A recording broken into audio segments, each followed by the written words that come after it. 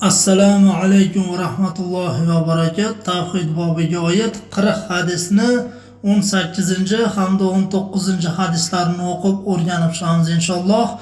Bugungi o'qiydigan hadislarimiz bir-biriga ketma-ket bog'liq bo'lgani uchun ikkovini ham o'qib o'rganishga harakat qilamiz inshaalloh.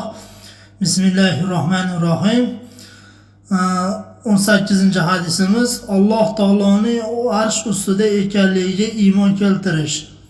Abu Hurayra roziyallohu anhudan rivoyat qilinadi. Rasululloh sollallohu alayhi va sallam aytdilar: Alloh taolo xalqni yaratishini xohlaganida arsh ustida o'z huzurida bo'lgan kitobda albatta mening rahmatim g'azabimga g'olib bo'lgan deb yozib qo'ygan edi. Buxoriy va Muslim rivoyati. Ya'ni Alloh taolo barcha narsalarning taqdirlarining ularni yaratishidan ilgari o'zining huzuridagi kitobga yozib qo'ygan. Keyingi hadis bunga ochiq dalolat qiladi.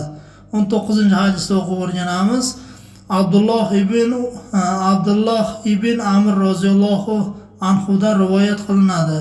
Nabiy sollallohu alayhi va sallam aytdilar: Alloh taolo xalqlarning taqdirlarining osmonlar va yerni yaratishidan 50,000 yil avval yozib qo'ygan. Uning arshi esa suvning ustida edi. Muslim rivoyati.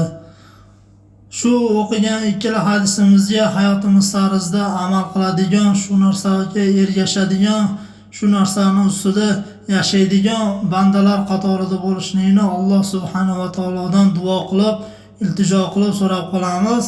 Shu ko'rib turgan videolarga ham bir dona like, podpiska bosib qo'ysanglar meni ham xursand qilgan bo'lardinglar. Keyingi videolarda ko'rishguncha assalomu alaykum va rahmatullohi va barakatuh.